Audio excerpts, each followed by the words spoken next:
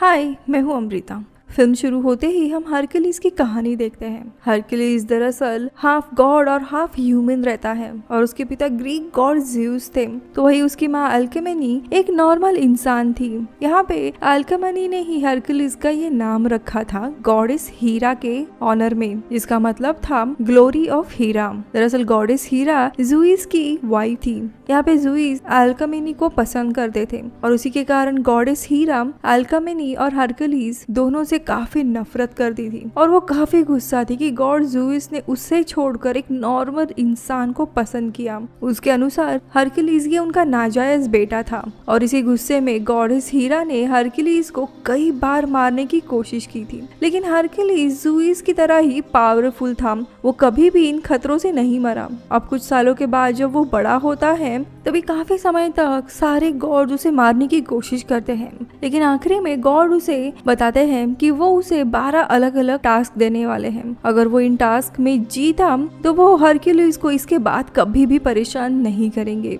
Hercules भी इसके लिए मान जाता है। वो इतना स्ट्रॉन्ग और पावरफुल था कि वो आसानी से ये 12 टास्क कंप्लीट कर देता है। इन टास्क में उसने लार्नियन हाइड्रा, रामांथेनियन बोर और नेमियन लायन जैसे काफी खतरनाक मॉन्स्टर का सामना किया था और उन्हें खत्म कर दिया था, जिसके कारण अब इन सारे गॉड्स को अपना प्रॉमिस मानना पड़ता है और वो उसे शांति से उसका जीवन जीने के लिए देते हैं। ये था इतिहास। अब मूवी स्टार्ट होती है तब ये सब कहानी हरक्यूलिस का नेफ्यू कुछ लुटेरों को बता रहा था और इस नेफ्यू को इन लुटेरों ने पकड़ के रखा था। थोड़ी देर के बाद वहाँ पे हरक्यूलिस और उसका दोस्त आते हैं और वो सारे लुटेरों को मार देता है और जो भी बचे कुछ लोग थे वो यहाँ से भाग जाते हैं। दरअसल हरक्यूलिस लुटेरों को पकड़ा किया करता था।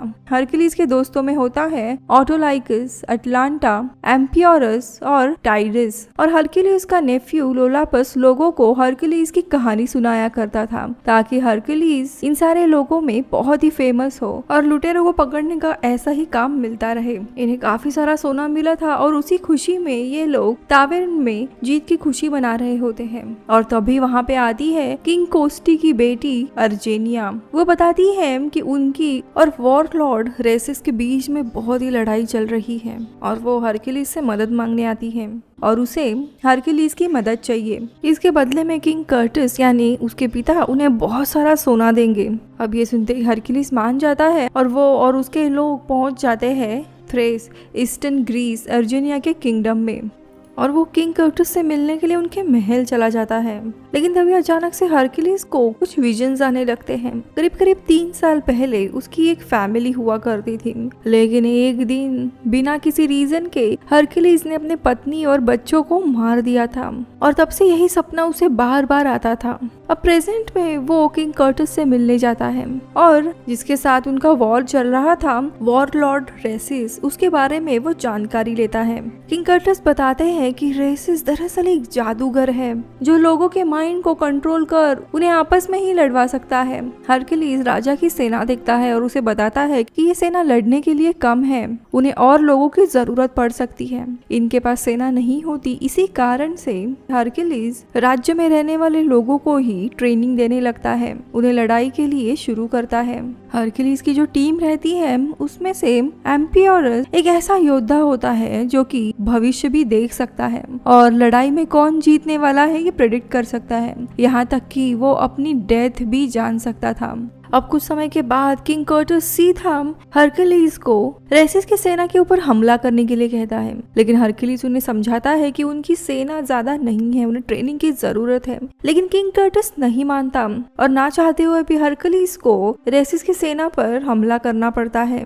रेसिस की ओर से भी इनके ऊपर हमला होता है, लेकिन वो रेसिस की सेना नहीं होती, वो तो गाँव के ही लोग होते हैं जिनके माइंड को रेस ने कंट्रोल कर लिया था। और अब हरक्यूलिस को समझ आता है कि जिन लोगों को वो बचाने आया था वही लोग उनके ऊपर हमला कर रहे हैं। किंगडम के लोग एक एक कर घेरा बनाकर किंग और हरक्यूलिस के नेफ्यू लोलाकस को प्रोटेक्शन देते हैं, तो वही दूसरी तरफ हरक्यूलिस और उसके बाकी के साथी इन गांव वालों से लड़ने लगते हैं। काफी देर तक ये लड़ाई चलती है, लेकिन गांव वालों के पास ज्यादा सामान ना होने के कारण हरक्यूलिस ये लड़ाई जीत जाता है, लेकिन वो अपनी आधी फौज गवा देता है, जिसके लिए उसे काफी बुरा लगता है और किंग कर्टिस को वो सुना के आता है कि उनके कारण कारण गांव वालों की जान गई है। हरक्यूलिस काफी जख्मी हुआ था, इसके लिए अर्जेनिया हरक्यूलिस के घाव पर दवा लगा रही होती है और बातों बातों में वो अर्जेनिया से उसके परिवार के बारे में पूछता है। तो वो बताती है कि उसे एक बेटा है और उसके पति जब वो बेटे को जन्म दे रही थी तभी मारे गए। फिर वो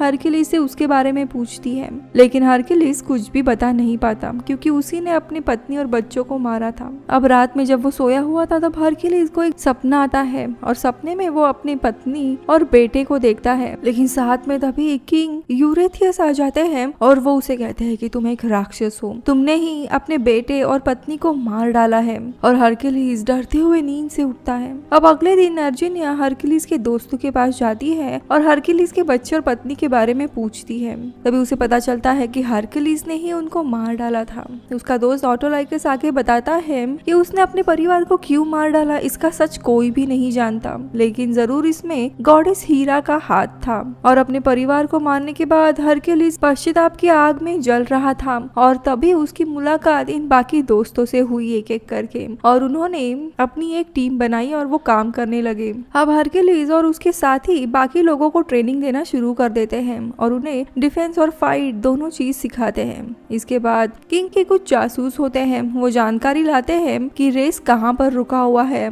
इसी बीच में एम्पियोरस हरक्यूलिस को बताता है कि वो आने वाले एक वीक में ही मरने वाला है, इसीलिए लड़ाई खत्म होने के बाद वो यहाँ से जाना चाहता है। और अब कुछ दिनों के बाद वो निकल पड़ते हैं रेस के ठिकाने पर, लेकिन वहाँ पहुँचने पर वो देखते हैं कि रेस के पास काफी अजीब फौज थी और ये फौज दरअसल आधे घोड़े और आधे इंसानों की थी। रेस को भी समझ आया था हरक्यूलिस आने वाला है, इसीलिए वो खुद हरक्यूलिस के पास आता है और उसे पहले ही हार मानने के लिए कहता है क्योंकि उसके पास 3 गुना ज्यादा आर्मी होती है। और इसी बीच में रेस का एक साथी अपना हेलमेट खोलता है तो उन्हें पता चलता है कि उन्हीं का एक जासूस यानी फिनिस रेस के साथ मिला हुआ था, इसीलिए रेस को पहले से ही पता चल गया था कि हरक्यूलिस यहाँ पे आने वाला है। हरक्यूलिस अपने हथियार डालने से मना करता है और वहीं पे उनकी लड़ाई शुरू होती है। इनकी लड़ाई चली रही थी कि तभी थोड़ी देर में रेस के लोग जान बचाकर भागने लगते हैं और तभी किंग कर्टिस के लोग रेस को पकड़ लेते हैं और उसे अपने महल में बंदी बनाकर लाया जाता है और उसे काफी टॉर्चर किया जाता है, लेकिन हरक्यूलिस उन्हें रोकता है और वो रेस से मिलने के लिए जाता है। तभी रेस हरक्यूलिस को बताता है कि तुमने गलत लोगों का साथ दिया है, दरअसल मैं एक अच्छा इंसान हूँ और किंग कर्टिस ने हमारे राजा को मार दिया था, इसीलिए हमने उससे बगावत की थी। हरक्यूलिस कहता है नहीं, तुम्हारी सेना ने पूरे गांव को जला दिया था और तुमने सबको कंट्रोल करके मार दिया था। तभी रेसिस कहता है कि नहीं, मेरे पास ऐसी कोई भी शक्ति नहीं है और वो जो सेना थी वो दरअसल किंग कर्टिस के ही लोग थे जिन्होंने तुम पे हमला किया था मेरे नाम पर। तभी हरक्यूलिस की नजर अर्जेनिया पर जाती है। रेसिस को ऐसे बंदी देख उसे काफी बुरा लग रहा था। ये देख हरक्यूलिस उसका पीछा करने लगता है और उससे पूछता है कि चल क्या रहा है। और तभी अर्जेनिया बताती है कि उसके पिता यानी किंग कर्टिस ने ही उसके पति को जहर देकर मार दिया था क्योंकि उसके पति पहले यहाँ के किंग थे, जिसकी वजह से रेसिस और किंग कर्टिस के बीच में लड़ाई शुरू हुई थी और तुम्हारे जाने के बाद किंग कर्टिस मेरे बेटे को भी मार देने वाले हैं। तो वो पूछता है कि तुम ही मेरे पास मदद के लिए आई थी। तो वो बताती है कि मुझे मजबूरी में आना पड़ा था। इसी बीच में किंग कर्टिस का सेनापति आता है और कहता है हरक्यूलिस को किंग कर्टिस ने बुलाया है और किंग कर्टिस उसे बुलाता है और ये काम पूरा होने के लिए उसे सोना देता है और कहता है मुझे काफी समय से राजा बनना था और आज तुम्हारे कारण मेरा सपना पूरा हुआ है। लेकिन हरक्यूलिस को ये सारी बातें अच्छी नहीं लग रही थी कि उसके कारण अब इतना बड़ा नुकसान होने वाला था। वो किंग कर्टिस से लड़ना चाहता था, लेकिन तभी उसका साथी ऑटोलाइकस हरक्यूलिस को रोकता और कहता है कि अपना काम हो गया है, मैं वहाँ पे वापस गया तो जिंदा नहीं आ पाऊंगा, इसलिए हमें चलना चाहिए।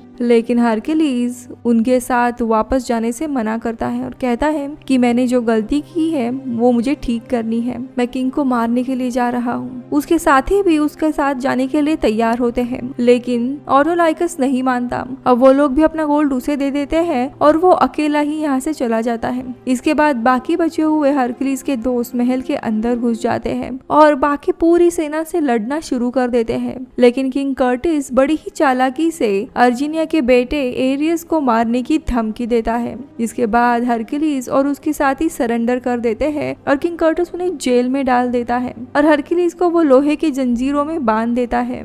और तभी वहाँ पे किंग यूरेथियस आता है अपने बड़े बड़े 3 लोमड़ियों के साथ। और यहाँ पे हरकुलिस को अचानक से याद आता है कि जिस दिन उसने अपने परिवार को मार डाला था वो दरअसल यूरेथियस ने उसकी शराब में कुछ अजीब सा मिलाया हुआ था, जिसके कारण वो अपने होश में नहीं था और यूरेथियस ने ही उसके परिवार का खात्मा किया था, ना कि हरकुलिस ने। और यूरेथियस के साथ गॉडेस हीरा भी शामिल थी। यहाँ पे हमें पता चलता है कि दरअसल यूरेथियस ये एथेंस का राजा था और हरकुलिस भी एथेंस शहर में ही अपने परिवार के साथ रहा करता था।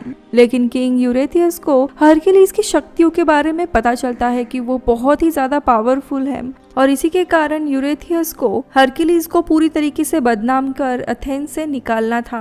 और इसी कारण से वो हरकुलिस को वहां से निकालने के लिए उसके ही परिवार को मार डालता है और परिवार को मारने का नाम खुद हरकुलिस पे डाल देता है, जिसके कारण हरकुलिस सदमे में चला जाता है और उस शहर को छोड़ के चला जाता है। लेकिन असल में उसके परिवार को यूरेथियस ने मारा था। ये जानने के बाद उसे बहुत ही ज्यादा गुस्सा आने लगता है और इसी गुस्से में वो जोरों जोरों से चीखने लगता है और उसकी सुपर ह्यूमन स्ट्रेंथ रिलीज होती है और हरकुलिस अपने चेन से खुद को निकालता है।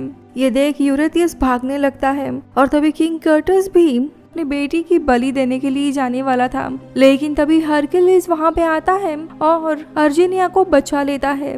लेकिन तभी यूरेथियस की जो लोमड़ी रहती है वो हरकुलिस के ऊपर अटैक करती है, लेकिन हरकुलिस उन्हें भी अकेले ही मार देता है। इसके बाद हरकुलिस यूरेथियस का पीछा कर उसे चाकू से मार देता है। लेकिन तभी किंग कर्टस का सेनापति सीटैकल आके उसे मारता है, लेकिन तभी पीछे से लोलास आकर उसे पकड़ लेता है। इसके बाद ये लोग किंग कर्टस को रोकने के लिए जाते हैं। यहाँ पे अर्जिनिया सारे प्रिजनर्स को खोलती है और फिर ये सब लोग किंग कर्टस के आर्मी से लड़ने जाते हैं। लेकिन किंग कर्टस फिर से अर्जिनिया के बेटे एरियस को बंदी बनाता है और उन्हें सरेंडर करने के लिए कहता है। लेकिन तभी ऑटोलाइकस वापस आ गया होता है उनकी मदद करने के लिए और ऑटोलाइकस उस बच्चे को बचा लेता है। लेकिन काफी घमासान लड़ाई शुरू होती है और इसी लड़ाई में हरकुलिस का दोस्त ऑटोलाइकस मारा जाता है, जिसने अपनी मौत को 1 वीक पहले ही प्रेडिक्ट कर लिया था और इसीलिए वो इस लड़ाई में शामिल नहीं होना चाहता था। लेकिन अपने दोस्तों के लिए वो वापस आता है